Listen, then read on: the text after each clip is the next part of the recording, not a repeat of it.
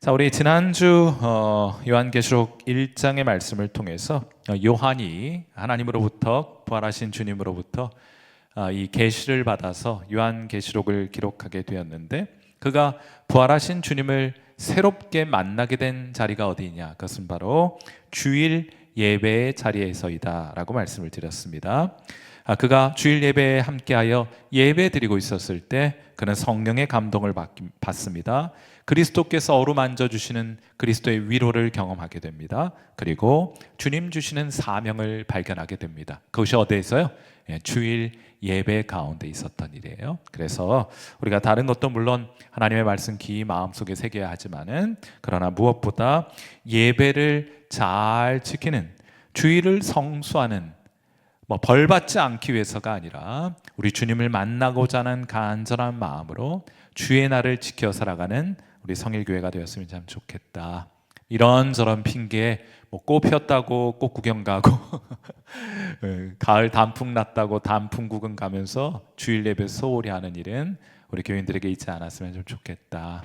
어떤 상황과 어떤 형편 가운데 있든지 항상 주님을 예배하는 것을 우선순위로 하고 그것을 먼저 드리고 그 외 나머지 인간적인 것들을 해가는 그런 교회가 되었으면 좋겠다. 그런 바람을 함께 나눈 바 있습니다. 오늘은 에베소 교회, 소아시아 7교회, 요한계시록이라는 서신은 원래는 가장 첫 번째 독자는 우리가 아니고 소아시아 7교회입니다. 그 교회에 보낸 편지에 그린 것인데, 우리가 7교회가 에베소 교회, 서머나 교회, 버가모 교회, 두아디라, 사데, 빌라델비아, 라오디게아, 이렇게 7교회예요. 그래서 저는 이 앞글자 이것도 좀 외워두면 좋잖아요. 그래서 에서보두 사빌라 이렇게 해가지고 에베소, 서머나, 버가모, 에서버두, 두아디라, 사데, 빌라델비아, 라오디게아, 에서버두 사빌라. 한번 해보세요. 에서버두 사빌라. 여기 잘 안 되시는 분은 에서번돈 사빌라, 이렇게 에서번돈 사빌라 이렇게 억지로라도 좀 외워두시면은 소아시아 7교회 익숙하게, 빌라 얘기 나오니까 되게 좋아하시는데, 에서번돈 사빌라 비슷하잖아요. 비슷하다고 해주세요. 비슷해요. 그래서 이렇게 외우곤 했는데, 여기 지금 소개되는 7교회 에서버두 사빌라, 이 7교회는 이 소아시아 지역에 우편 집중국이 있었던 곳이에요. 그래서 이 7교회에 편지를 보내게 되면 이 우편 집중국이 있는 곳이니까 전 세계로 이 편지가 흩어져서 전달될 수 있지 않았겠습니까? 그래서 왜 소아시아에 많은 교회들이 있었는데 그 중에 이 7교회이냐? 그런 나름대로의 이유가 있었고요. 7이라는 숫자는 다만 상징적인, 요한계시록은 상징적인 숫자들이 많이 있는데 온 교회, 모든 교회에 보낸 편지이다, 이렇게 이해하셔도 틀림이 없을 것이라고 생각이 듭니다. 오늘은 그 첫 번째 편지, 에베소에 보낸 편지인데, 이 편지의 서론 부분에는 그 편지를 보내신 분이 누군지가 묘사가 되어 있어요. 물론 그리스도께서 보내신 것인데 그리스도가 어떤 분이신지가 묘사가 되어 있습니다. 에베소 교회에 편지를 보내실 때는 2장 1절 말씀으로 보내신 분을 묘사하고 있는데, 이렇게 돼요. 에베소 교회의 사자에게 편지하라. 오른손에 있는 7뼈를 붙잡고 7 금촛대 사이를 거니시는 이가 이르시되, 하는 말로 시작합니다. 오른손에 7뼈를 붙들고 있어요. 7뼈는 7교회의 사자입니다. 하나님께서 하나님의 사람들을 붙들고 계신 거예요. 하나님께서 교회를 이루어 가시고 그 교회를 통해서 구원받는 백성들을 얻어 가시기 위해서 하나님의 사람들을 오른손으로 붙들고 그들을 통해 교회를 세워 가시고 있습니다. 아울러서 7 금촛대는 고정된 의미잖아요. 7개의 교회를 뜻하는 것인데, 이 촛대는 교회를 뜻하는 것인데 어떻게 아느냐? 다 성경에 거기 보면 다 나와요. 그리스도께서 그 7 금촛대 사이를 운행하고 계십니다. 무엇 하느냐고 운행하시는 거예요? 하나님 그리스도께서 교회마다 다니시면서 다 살펴보시는 거예요. 얼마나 감동이 됩니까? 우리 주님께서 교회마다 운행하시면서 그 교회에서 이루어지고 벌어지고 있는 일들을 다 살펴보시고 알고 계신다. 눈동자처럼 지켜보시는 주님께서 에베소 교회, 너희들 다 안다 내가. 너희들이 교회 안에서 무엇하고 있는지, 어떤 마음 품고 있는지 내가 다 안다. 그것을 다 아는 주님께서 내가 너희에게 편지하는 것이다, 이렇게 시작하는 거예요. 여러분, 우리 주님께서 우리 교회를 운행하시면서 뭘 보시겠습니까? 누가 정성껏 예배드리고 있나, 그거 보시는 겁니다. 누가 남몰래 사람들 돕고 있는가, 주님이 다 보고 계신 거예요. 다 아세요. 누가 열심히 남모르는 눈물 뿌려가며 기도하며 교회를 섬기고 있는가, 주님 그거 보고 계신 거예요. 모르실 것 같죠? 다 아세요. 다 지켜보고 계시니까 말이에요. 그러니까 사람들이 알아주든 알아주지 않든 그거 크게 신경 쓸 것 없이 우리는 교회 안에서 주님을 정성껏 섬기는 사람으로만 살아가면 되는 것입니다. 우리 주님의 마음속에 늘 교회가 있어요. 우리 주님 꽃구경 갔다 이런 말씀 없잖아요. 단풍놀이 갔다 이런 얘기는 없으시잖아요. 주님은 늘 교회 금초대 사이를 운행하고 다니십니다. 주님의 마음속에는 언제나 교회가 있는 거예요. 교회를 살피시고 돌보시는 분이십니다. 우리 교회도 봐요. 주님을 향한 사랑과 교회를 향한 사랑을 가지신 분들은 남들보다 교회 일찍 와요. 그래서 여기저기 돌아봐요. 뭐 그냥 무슨 일이 있나 한번 보는 거예요. 관심이 있으니까 그렇게 하는 겁니다. 사랑하는 성도 여러분, 이 자리에 함께 하시거나 유튜브상에서 함께 하시는 여러분도 교회에 대한 사랑 간절하시죠? 주님을 향한 마음 남다르시죠? 그래서 교회 한 번 더 오시게 되잖아요. 그래서 교회에 와서 여기저기 내 도움이 필요한 것이 있지 않나, 내가 섬기할 곳이 있지 않나 두루두루 돌아보고 계시지 않습니까? 화장실도 한번 들어가 보고, 뭐 어디 변기 막힌 데는 없나 보고, 어디 하수구 막힌 데는 없나 보고, 이렇게 한번 돌아보는 겁니다. 그래서 막혀있으면 뚫기도 하고 그런 거예요. 주님이 그렇게 하고 계신 거예요. 지금도 교회마다 운행하시면서 두루 살펴보고 계신 거예요. 사랑하는 성도 여러분, 저와 여러분이 주님께서 살펴보실 때 충성스러운 주의 종으로 섬기는 모습으로 발견될 수 있는 그런 귀한 은혜가 있게 되기를 주님의 이름으로 축원해 드립니다. 자꾸 돌아보는 거예요. 자, 이렇게 예수님께서는 교회에 대한 관심 참 많으시다. 그런 우리 주님께 우리 성일교회는 어떤 모습으로 비춰지고 있을까 되게 궁금하죠. 우리 주님께는 어떤 모습으로 비춰지고 있을까? 소아시아 7교회에 대한 그리스도의 평가가 있는 것처럼 하나님께서 우리 교회도 평가하실 것 아닙니까? 어떤 교회로 평가받고 싶으십니까? 이런 질문 한번 요한계시록 읽어가면서 던져보는 거예요. 그런데 영적으로 메말라가는 교회에는 세 가지 특징이 있습니다. 영적으로 메말라가는 교회, 우리 교회가 어떤 교회인지 한번 살펴보려면은 이 세 가지 기준을 살펴보면 되는데, 영적으로 메말라가는 교회는 삼무가 있는 거예요. 삼무. 어떤 무냐? 첫째, 무지함이 있습니다. 서로에 대해 알지 못해요. 누가 누군지 알지 못해요. 여러분, 큰 교회, 대형 교회 좋아할 것 없습니다. 아무것도 몰라요. 누가 누군지 몰라요. 그리고 예배 드리고 가다가 막 길거리에서 길거리에서 싸움 나고 막 길 양보한다고 싸우고, 알고 봤더니 교회 목사님이야. 막 싸우고 있어요.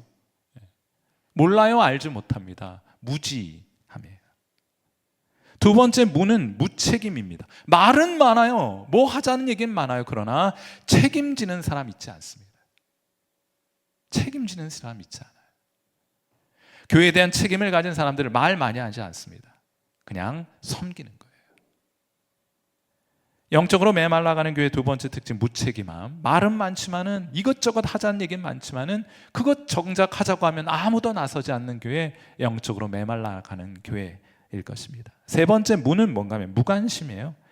사람이나 교회 일에 관심이 없습니다. 그죠? 나만 하나님의 복받아 잘 살면 되고 내 가족만 잘 되면 잘 되는 거예요. 그 외에 다른 것은 별로 그렇게 큰 관심 없습니다. 이런 세 가지 무, 삼무 있는 교회, 그런 공동체, 영적으로 메말라가는 공동체이다. 그럼 영적으로 부흥하는 교회는 어떤 교회겠습니까? 하나님께서 기뻐하시는 교회는 어떤 교회겠습니까? 이 삼무를 거꾸로 하면 돼요. 그러면 첫 번째는 뭐겠습니까? 서로를 잘 알아요.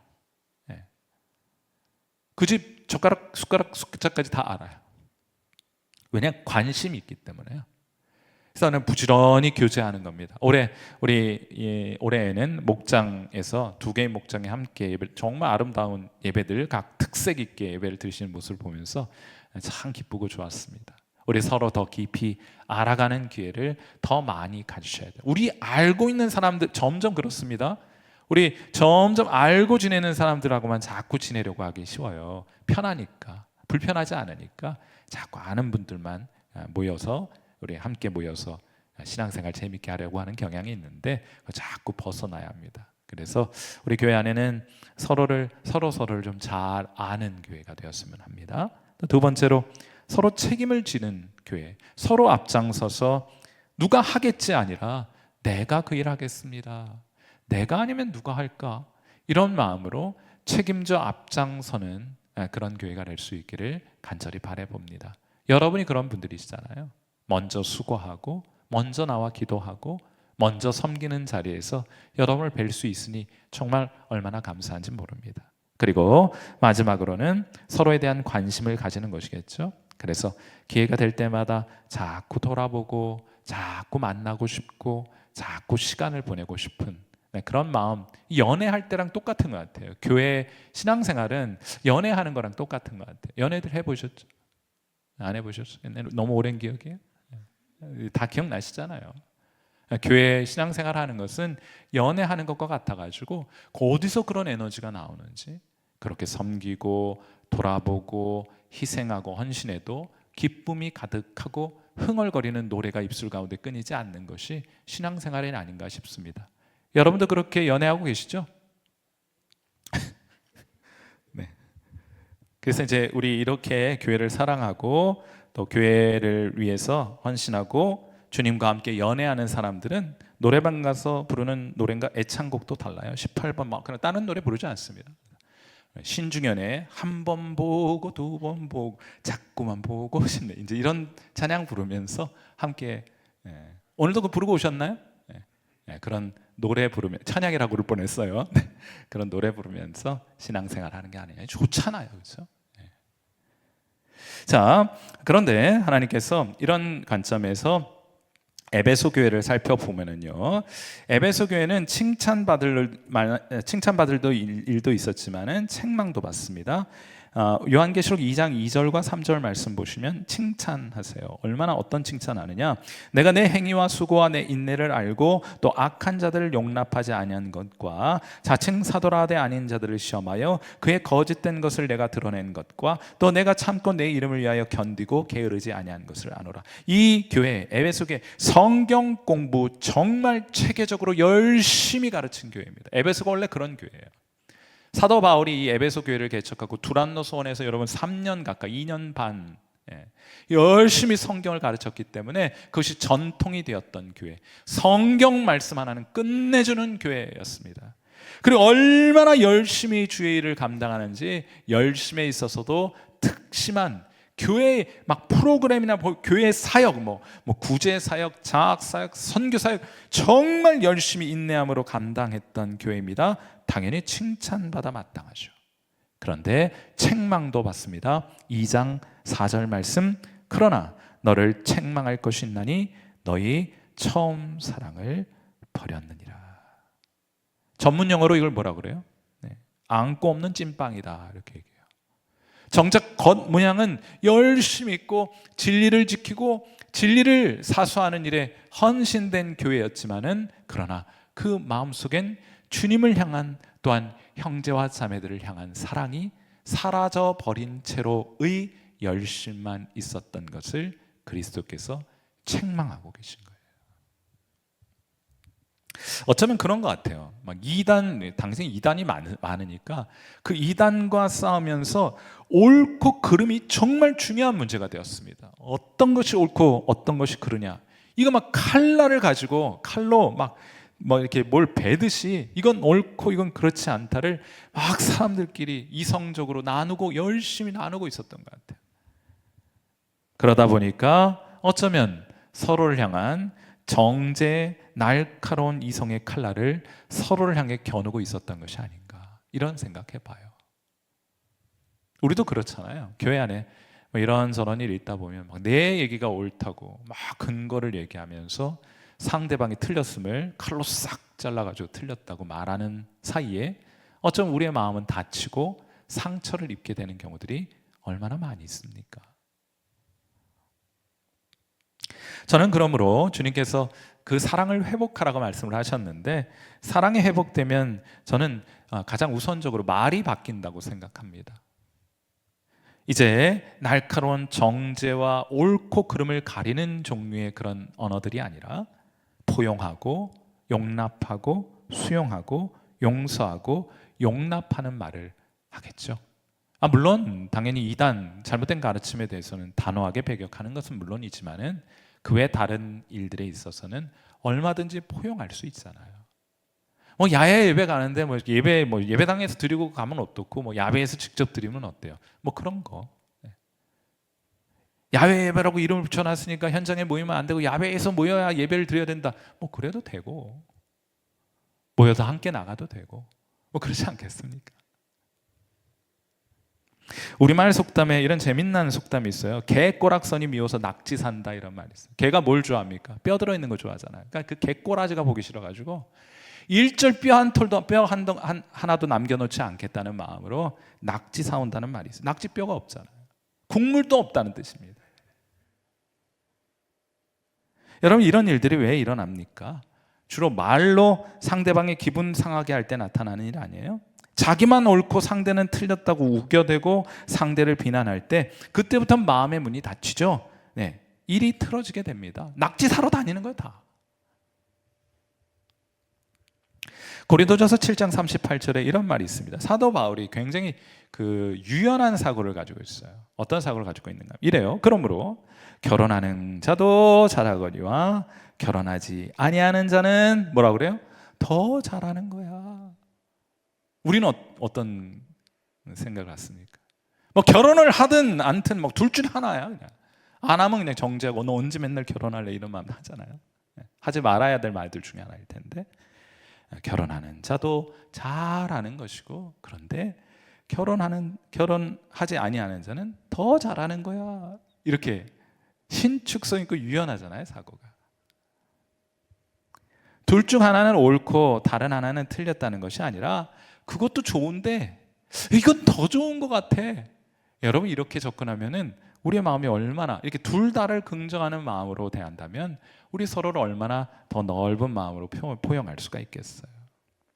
예전에 저희들 학교 다닐 때 성적표, 요즘은 그런 거 잘 없지만은 성적표 받아왔잖아요. 그러면은 각 과목별로 어떻게 성적표를 매겼습니까?